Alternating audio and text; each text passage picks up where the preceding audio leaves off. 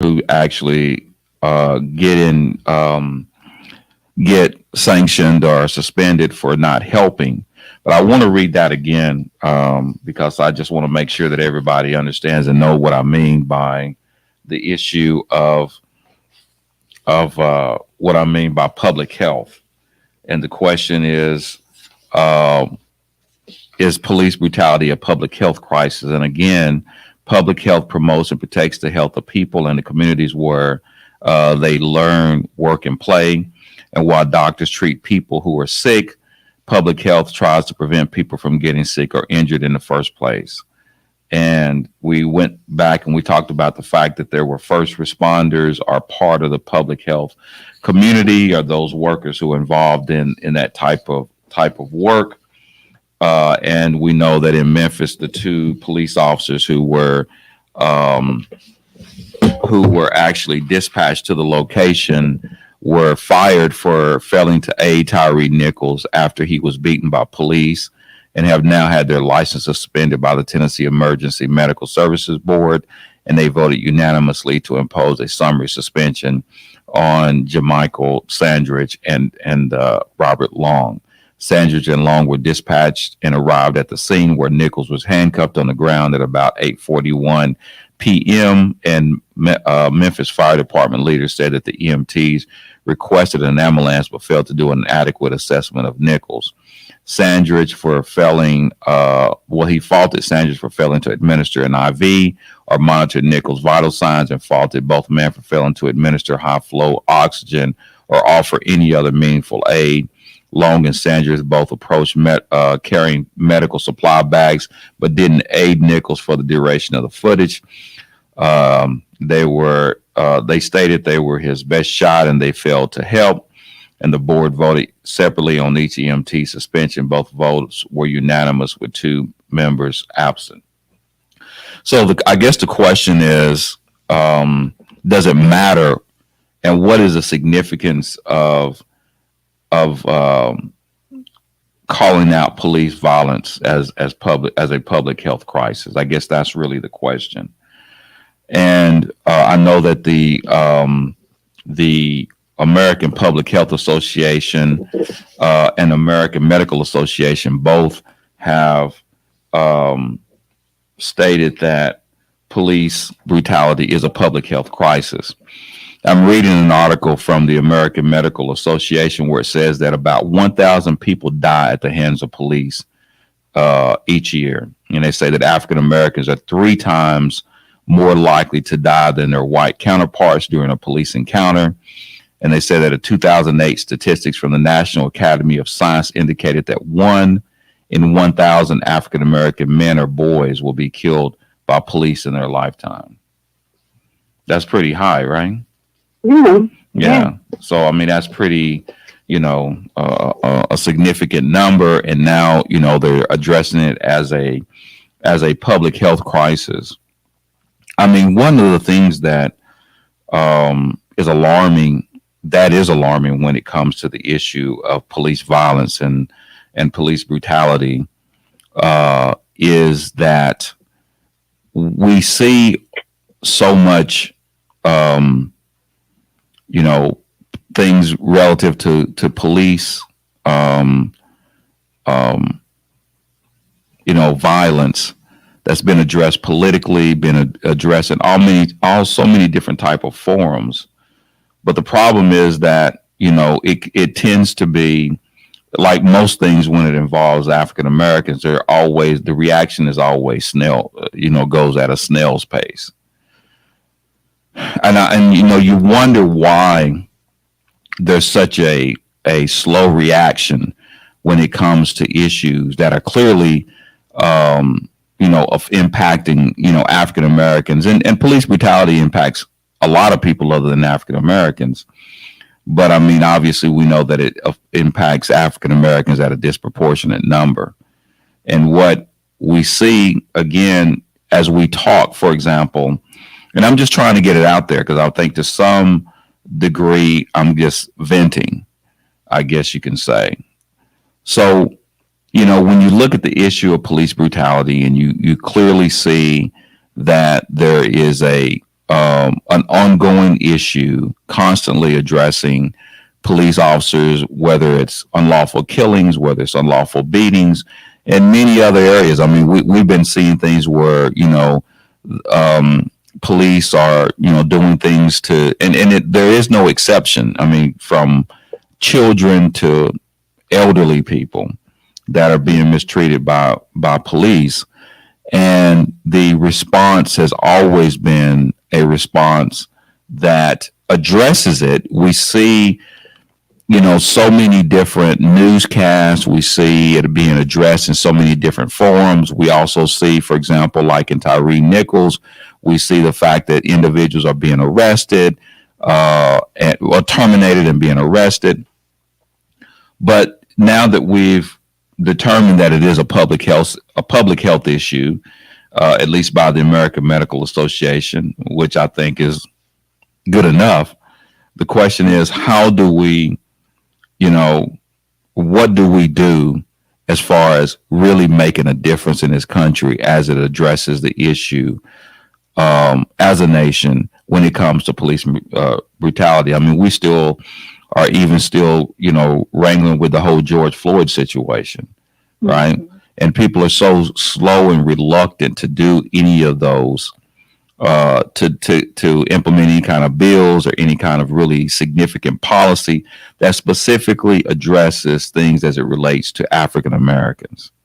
And if you notice that every time that there is an issue and a crisis that disproportionately impacts African Americans, whenever there is a bill or law, a statute or whatever there may be to address the issue, it always has a broad base of just addressing people of color, but never specifically addressing the fact that it's disproportionately impacting African Americans. Even when there are bills, it never says, any kind of act, it just says, even when we talk about, some of the things when it came to addressing the disparagement when it comes to jury selections and stuff like that, it always begins with this just broad, cross section of the community, because nobody really wants to address the issue, which is the major issue in this country, at least as, and let's just be clear, is with African Americans, without question. Yeah. And the question is, why is it that we are always fearful of actually, we just hear a lot of talk. We hear a lot of things, for example, even from the president and his promise of, Joe Biden to address the issue of African Americans, which in many ways he was much, he had a big hand in much of the crisis in our country when it came to African Americans, especially with his stance on, the prison, the sentencing, the disproportionate sentencing that he was engaged in.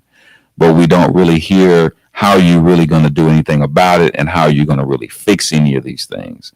That's the problem. And nobody wants to fix if you want to address anything that has to do with African Americans, the only thing that they really want to do for African Americans is give us a holiday, a stamp, or something like that.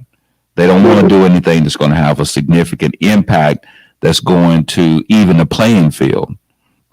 And I think, again, I think at the essence of what is fearful, what they fear in this country is if they equal the playing field, that obviously there's going to be, the fear that maybe their so-called or their perceived privilege may be in jeopardy. Right. Mm-hmm. So I'm going to go to you guys and kind of get your impact and your feeling about any of this.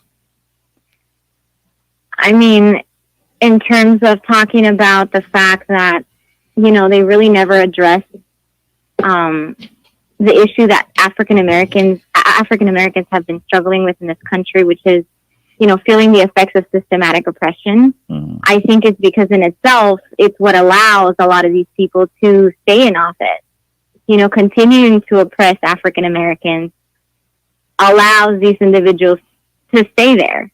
And I think, too, one of the things that just came to mind is the the bill that Joe Biden put out there, the executive order that he put out there for Asian Americans, right? There was a period where Asian Americans were being discriminated, and he took it so far as to, put out there an executive order saying, hey, this is not going to fly by.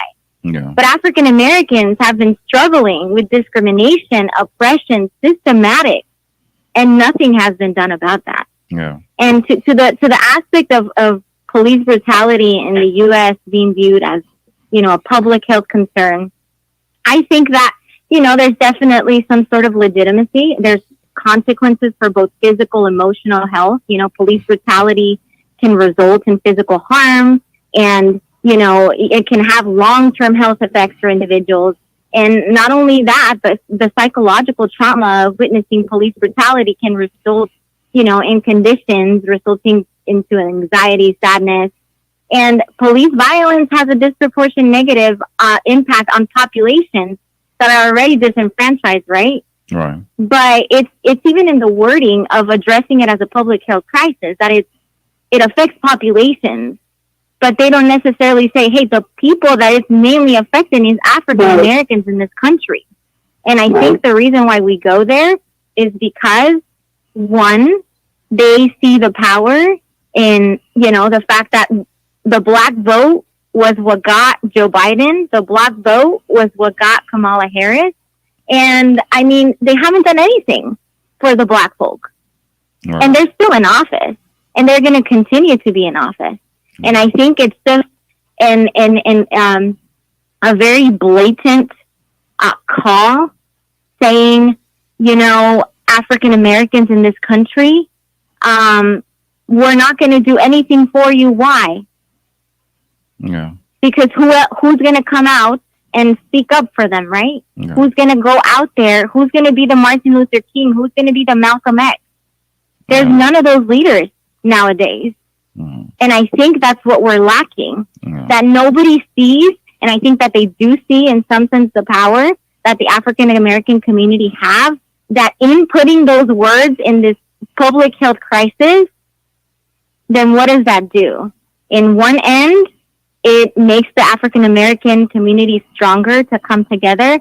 But in the other end, you also have are they really going to riot? Are they really going to do anything about it? And I think it's like a twofold issue where the answer is very complex, but it's just very discouraging that, yes, a lot of the times, the African American issues aren't taken seriously in this country. And it's because oppression and racism is systematic. Yeah, I mean, I think it's part of it. I mean, I think that would America be America without the oppression of black people? Mm. I mean, in other words, I think that when we look at the issue of issues regarding African Americans, I mean, I think that because it is at the very fabric of the society, it's the oldest institution in America. Yeah. There's no institution older than the mistreatment of black people. It began, even before it became a country. That's how it all started. In fact, the oppression of black people actually predates the culture of anyone else coming to this country. I mean, most people who come to this country came to this country, post, the Revolutionary War, right, or post the Civil War, right? So, in other words, since from the very beginning that you had the mistreatment of African Americans, and you have so many people who came to this country after that, then it was part of the fabric. That was what they were coming to. I mean, there wasn't a time in history of America where that wasn't at the very foundation of the country. That's who we really are. And now when you talk about a culture or the foundation of America, if we were to have a significant cultural shift or paradigm shift in America, what would America look like? You see what I'm saying? Exactly. I mean, and that's the question. What would it be America? You see what I mean? So that's where the fear comes from. Huh? I said that's where the fear comes from. Yeah, I mean, and that's kind of like when you sit down and you look at how do you get there, because it's not as changing race in America is more than just implementing some sort of legislation or creating some sort of policy or pseudo policy, or calling for some sort of change in some sort of policy. It's going to just basically shake the core of America, right? Mm-hmm. And so that's the question: is are we capable? Is America the real question is, are we capable of a society to have that type of cultural shift? Huh? Is it even part of our are we capable of doing it? Is it part of who we are? Could we even do that? That's the question. Huh? I don't see that happening, unfortunately.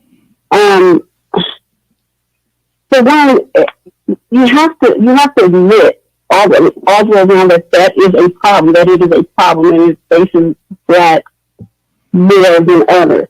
No one's willing to admit that. If I can sugarcoat what's really going on, I can't change the major problem. I was just talking to someone. We're being gaslit. Like, that's what's crazy. We're being gaslit by America. Mm-hmm. What you're experiencing is not happening just to predominantly to you. What you think you're going through, what you think you're going to see, it's not really that. We're being gaslit. America is a narcissist. So, until we can address that issue and get those that can help make the change to admit that that's an issue, it's not going to happen. Mm-hmm. It's not going to happen. All right. Yeah. And I agree in that I think that addressing the issue facing African American communities in America will require a multifaceted approach that addresses historical systematic racism, right, unconscious bias, political polarization, lack of representation, and economic interest is an intersectional issue we're talking about. Yeah. That's too much. I think that's too much for America to want to take responsibility for. I just don't, because just think about all the things that have to be addressed, like you just said: housing, health, education, criminal system, all of these things. And part of the reason why they don't want to teach critical race theory, because you're going to have to point out the truth of stuff. And if you make the good guy, if you open people's eyes that the good guy is really the villain,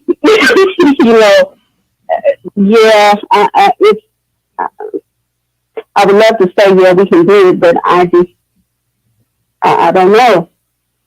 You'd like to say you like to say that we can do it. I mean, how do you get there? How do you have that type of cultural change in this country when it comes to, now that we know that it's that's a crazy thing when you're thinking of the fact that police killing black people is now basically a public health issue. Mm-hmm. You see what I'm saying? Or brutality, I guess I should say. Yeah, brutality. So I mean, they have to want to admit that that's what's actually happening. That's what I mean when I say we're being gaslit. We're seeing what's going on. We're personally experiencing what's going on, but they're telling us, no, it's not. It's not that. That's not what it is. It's equal ground for everyone. It's just, blacks are more resistant. It's always a reason why it's happening to us, because of something we're doing, as opposed to, you're just overly policing when you see me. You may be making something that's non-existent. You preconceive what's happening before you even try to delve into the situation and see what it is, especially those who have mental illness. especially those who have a form of mental illness. Well, I mean, well, go ahead. no, If I could say. the issue is, I mean, as you look at the issue of policing in this country and all different institutions in this country and the impact that it has on, African Americans. I mean, I think that, last week, I believe we spent some time talking about how to, how we have to not worry about the majority of society and kind of focus on doing things for self, because we know after, this period of time that, we have to begin to start realizing that in order for us to do and get what we want, then we're going to have to look at for, self-determination and basically do it for ourselves as opposed to looking at, getting the majority involved or the majority of the society involved in what we're doing. And so, and that's true, so it's a very interesting topic and a very interesting subject to talk about because, where they talk about, I mean, I know we heard of the book The Souls of Black Folks, right? And, being Black in America is living a dual life, right? Yeah. Because on one hand, there's you're living a life of constant conflict. Because on one hand, you're living in a way in which, you're kind of like I guess for the lack of a better term, someone who is not fully, at least to some degree, accepted in society and in all of its institutions. And to the degree that you're not treated equally, right? Mm-hmm. But on the other hand, you realize that the only way that you can deal with that is understanding it and kind of like doing, they want you when they need you. And if they don't need you, then they don't want you. Right. You see what I mean? Mm-hmm. As they say, everybody wants our rhythm, but nobody wants our blues, so to speak. So that's kind of the way that you're dealing with. So the question is, there's been, when you think about the history of all the movements in this country, specifically the movements after emancipation, all the way up until, when we talk about the Jim Crow, the Civil Rights Movement, and all types of movements that we've had in this country. And a lot of it was more or less focused on the movement of what we call accommodation or integration in this society. And then we had those who were, more focused on self-determination and taking, making us say, hey, look, this is how they treat you. For example, the movement, the NOI movement, and, the way that Elijah Muhammad's movement, where it was more focused on self-determination and doing for self. Right? Mm-hmm. So the question is, who had the answer? Who, if we would have followed one path up until this point, what path would have been the best path? I'm just asking the question. I mean, I'm just putting it out there. Was it the right? I mean, we spent a significant amount of time, going through the civil rights movement and following a course of action that was primarily focused on integrating and trying to make a society accept us that may not necessarily wanted to accept us. Was that the proper way, or was it the most effective way of dealing with, our plight in this country? Should we have focused on that? I'm going to ask that question, and I'm going to come back with another question that goes back to our subject matter. Really, I don't think it was as effective as we would have liked at all. Because we wouldn't be having this conversation if it was. You don't think it was effective? What about you, Not Rosa? as effective as we had hoped, because I don't think this conversation would be one we would be having to this degree at all. And I guess my answer is it's just very complex to even think about it because this is systematic. Mm. Right. No matter what, no matter how, no matter who, the system chose this is who we're oppressing. This is America. And no matter what happens, we're going to make sure they stay there. Yeah. And they continue to do that. They do it internally, but they also do it externally. And that's what has allowed America to be America. Yeah. Mm-hmm. Yeah, that's true. Because we tried both. I mean, we tried multiple ways to get the job. I mean, to get, a change to happen. And we've been peaceful. We've been overly peaceful. But we've been, peaceful. What did Tupac say? We're like, hey, we want to come in, blah, blah, blah. And then you take it and level up and level up. Now we trying to kick down doors and stuff or what have you. We tried every level. And like Rosa said, if this is systematic, it is what it is. This is. Well, let's look at it this way. Well, let's just go back. What about in Memphis? In Memphis, those police officers wasn't white. In Memphis, those police officers wasn't white. They were black. Gotta have somebody in the house. Uh-huh. And then, you know what I'm saying? So, gotta have somebody in the house. So then I'm going to be devil's advocate. You ready for me to be devil's advocate? Always. We're ready. Okay. So now that we've got here, let's look at it from this another perspective, and this is what the devil's advocate is saying. All right, so now you have a situation where you have, are we responsible in any way for our own circumstances, or are they completely responsible for the situation that we're in?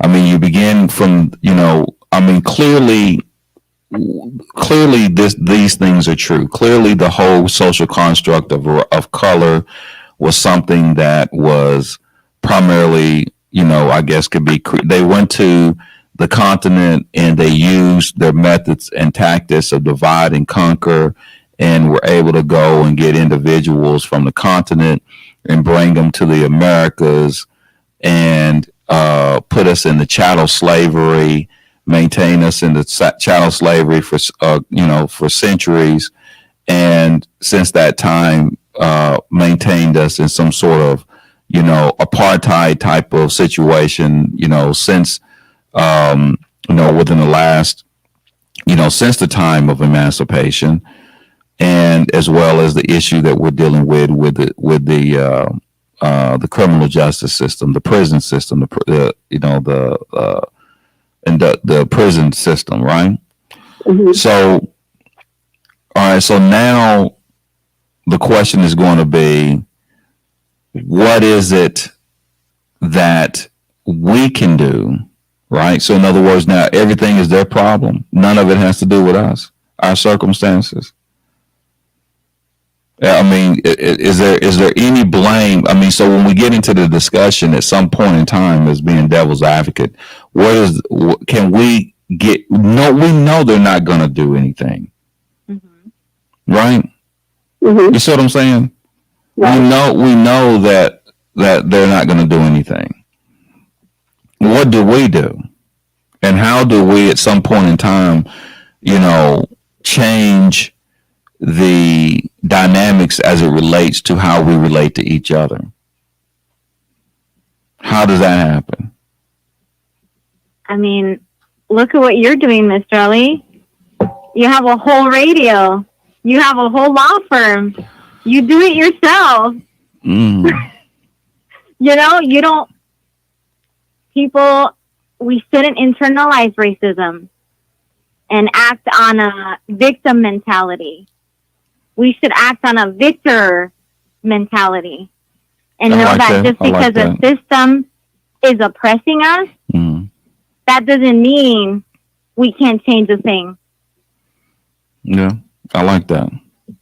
I agree. And I think that when we talk about, because basically what we're looking for, I mean, the question is, what are you looking for in the final analysis? Because this is, and we talk about this, and it seems like I keep going back to the same point. I mean, every conversation ultimately ends up bringing us back to the same point, because it's hard for me to, I'm not a journalist, right? I'm not a news reporter, and this is not really a news show. And there's a lot of things that I could say to get shock value, right? I mean, there's a whole lot that I can do to sit here and I could get shock value and tell that. But at the same time, there's some sort of moral compass in me, and I guess also some degree of pride, self-pride, that limits my ability to come out and completely, blame the fact that the people I know that do what they do are going to keep doing what they do. Mm-hmm. You see what I mean? Mm-hmm. And so it's very, very difficult, you know what I mean, to actually go down that road. And that's when we start with subjects, we typically kind of end up going back to the same thing as far as how do we deal with it. And it seems like, clearly we know. I can sit here the whole time and we can have an entire show and I can tell you what they do. And it's important that we highlight it because we need to let them know that I see you. Mm-hmm. Right. And I know exactly, what you're doing. But I think that at the same time, sometimes we lose focus and we lose focus about the perspective. And now that it's a public health issue, then the question is, now that the American Medical Association and has dubbed it as a public health issue. And one of the things that they even talked about is putting it on death certificates and stuff like that whenever the police is involved, whether it's something about whether they were in custody, in jail, on the street, or wherever it is, making sure that these things are being documented, right? And so, the question is, what's that going to do? You see what I mean? I mean, my thing is, what's that going to do? Whenever I look at, television, I mean, not TV. I mean, now I don't even look at television anymore. I look at a lot of podcasts and a lot of other things that you can see in YouTube and different things that we see. That's where we're getting our in social media. That's where we're getting our news. And what we're doing is we're constantly seeing things. Like, for example, just recently we had a Tennessee legislator. They came out when they were talking about the death penalty, and basically he brought up the issue about bringing back hanging, right? And then you had a lot of people who came out and they were really talking about, and blasting him like they should. He apologized for what he said, but the racial overtones of him making that statement obviously touch, basically, touch people the wrong way, right? And so, so my thing is that, we can sit here and we can give, I guess with my age, my patience is thinner. I get less and less and less and less patient with, how to deal with things. And so, I guess that when we brought up this issue, and this is what we always said. Now we say is police brutality a public health crisis? That's the question. I think that we've established that it is a public health crisis, right?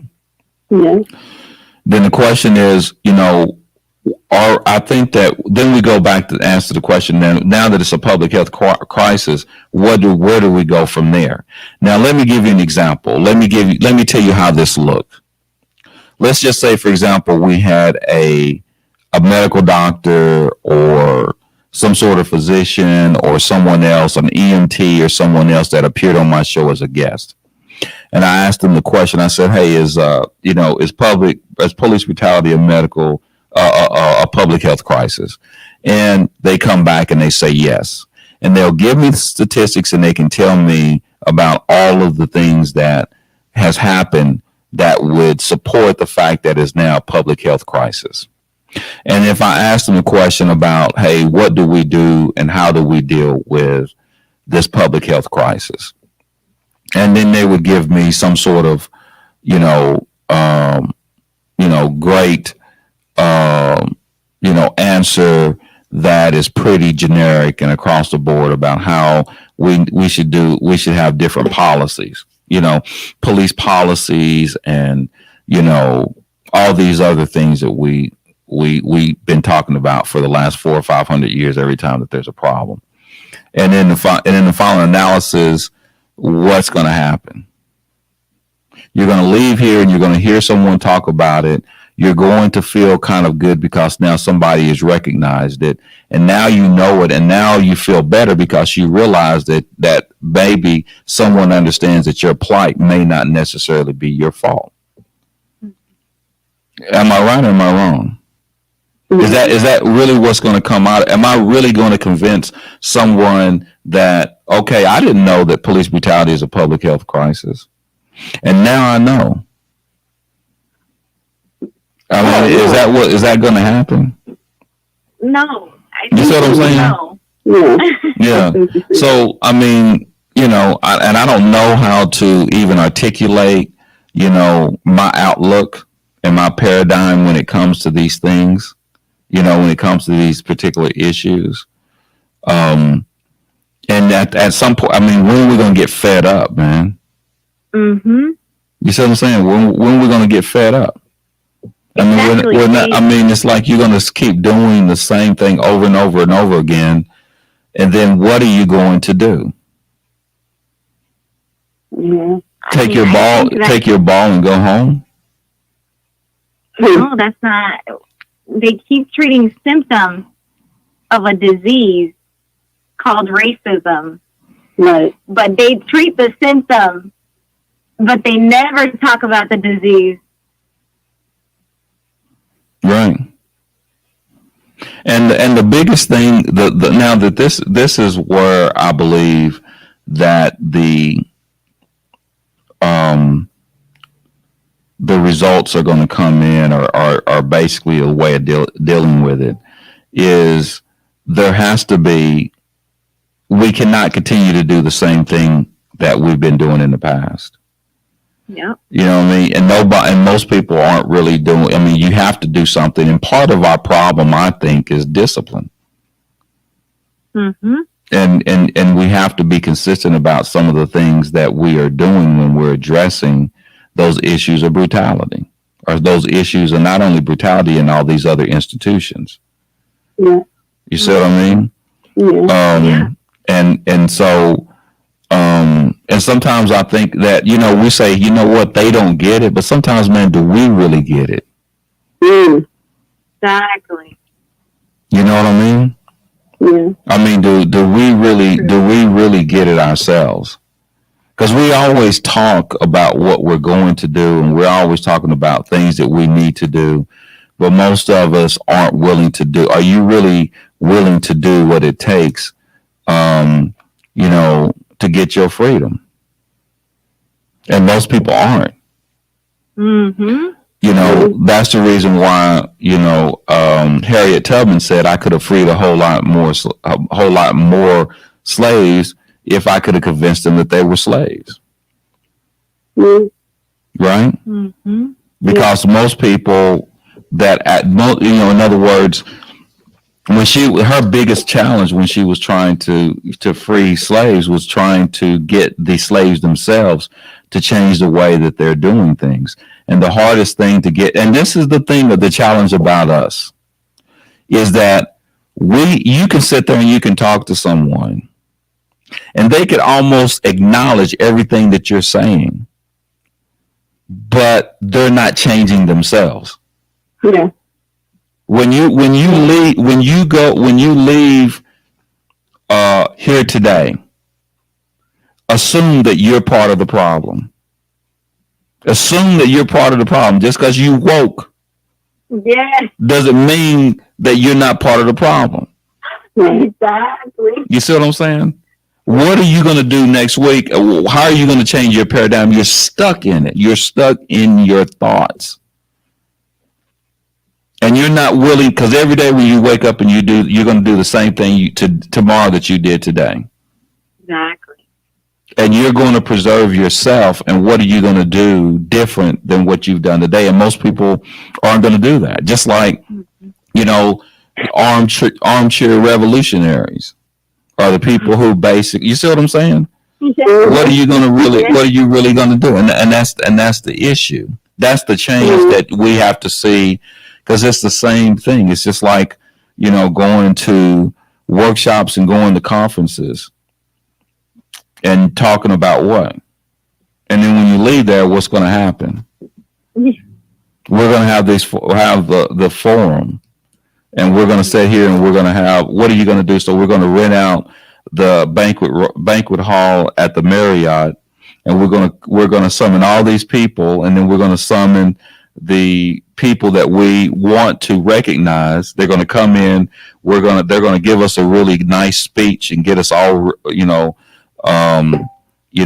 riled up. Then they're going to give him an award for being, somebody going to get an award. And then we're going to say what we're going to do. And we're going to be always going to do something like we've been going to do something for years. It's the same thing when we talk about the issue of Dr. King. Now, he's so celebrated within the community, and he's in some ways seen as someone who was more of an accommodationalist and wasn't seen as somebody who was as revolutionary as he was.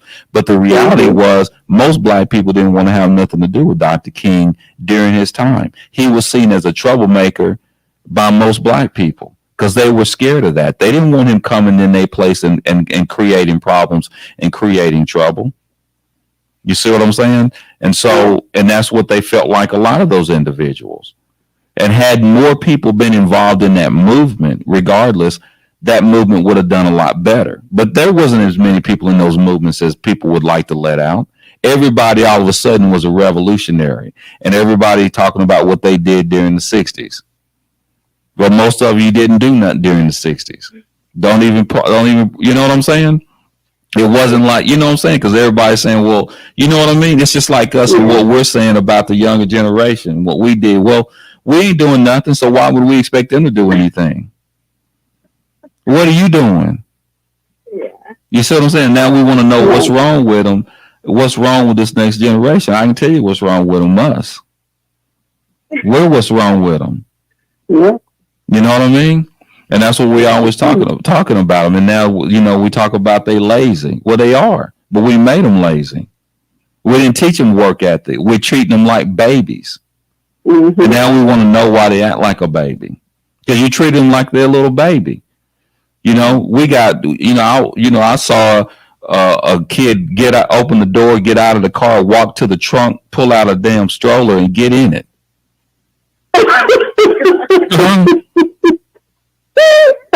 What? Oh my God! I would have made it. I would not have made it. She pushing around. You see what I'm saying? Mm-hmm. So I mean, it's crazy. I mean, and that's what we don't.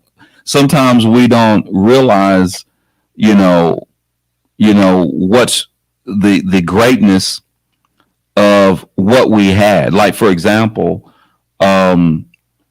now keeping in mind that, and this is another perspective, I'm just giving another perspective about our circumstances and our situation, is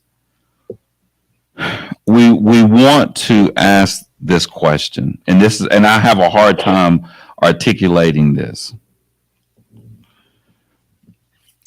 Sometimes I want to ask the question of what does that look like? When we talk about equality in this country, and now we're saying we want certain things, my question is, what does that really look like? And this is what I propose.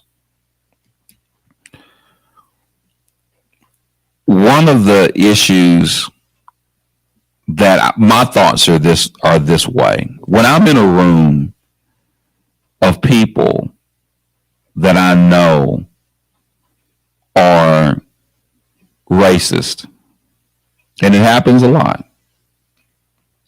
When I leave that room, what are my thoughts? Some people may have a thought of feeling sad and rejected and feeling bad and, just terrible, right? That seems like a terrible feeling about the way you've been treated, right? That would be the normal feeling, right? Okay. But you know what? When I leave that room, you know who I feel sorry for? Them. Mm. You know why? Mhm. Because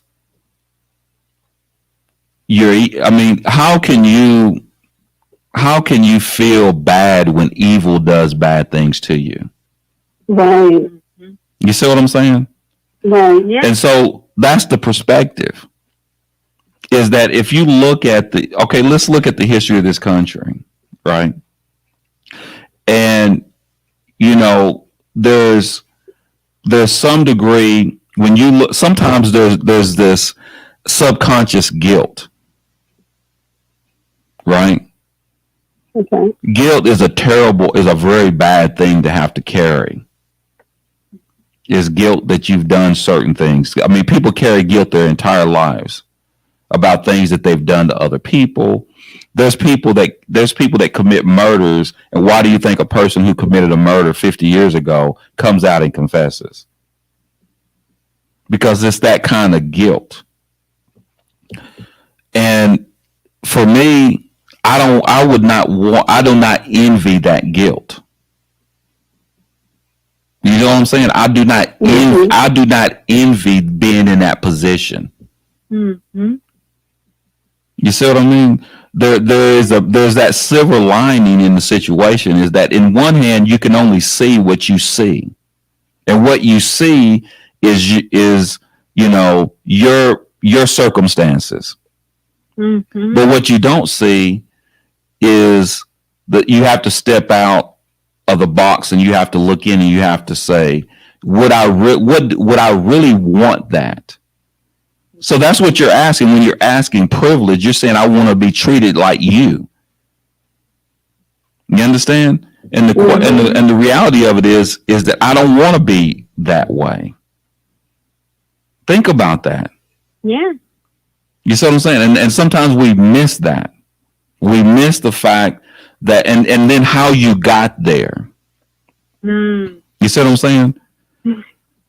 So in other words, if I'm able to let's just say, for example, if I'm able to, if I'm able to mistreat you and make you subservient in a way, or make you feel subservient and do everything I want you to do, Andrea, would you look at me and say, man, I wish I was like you? Mm-mm. You see what I'm saying? Yeah. Or I wish that you would, treat me better. You see what I'm saying? I mean, what's the ultimate? It's like I wish you would treat me equally. Equal to who? Mm. You see what I'm saying? So sometimes I think that we miss, although obviously I'm not co-signing the mistreatment of human beings and the fact of what they did. I'm just saying that that's not nothing to envy. Mm-hmm. Right. So the question is, what do you want? What does it look like in real time? You see what I mean? Mm-hmm. Yeah. And I think that sometimes that's where we kind of lose focus when it comes to how do we deal with it and how do we look at their position. Exactly. Because, I mean, ultimately, what do you want? Do you want to be you? You know what I mean? So in other words, you don't want to be that way. Mm-hmm. Does that make sense? Yeah. You know what? Dave Chappelle and some comedians have made some statements that I wholeheartedly disagree with. And these are statements where they suggest that if I could get out of the game, he was joking, but he said, if I get out of the game, I get out of it tomorrow. In other words, if he didn't have to be black, he wouldn't be black. Right? Yeah, I don't. You see what I'm saying? Whatsoever. Yeah. I would not want to be nothing other. At all. Because I would not want to carry that burden. You see what I mean? Yeah. I mean, I'm dope, so that's my reason. Yeah, so man. Man, I can't believe it's over. I can't believe it's over, man, because I had a whole bunch. I was just getting started, and we didn't get to get in. We do the same thing every week. But anyway, I hope somebody got something out of it. Seems like in the comments they did. Okay. All right, then. Well, again, we thank everybody for tuning in. We'll see you next week, same time, same place, same channel. Until that time, stay blessed.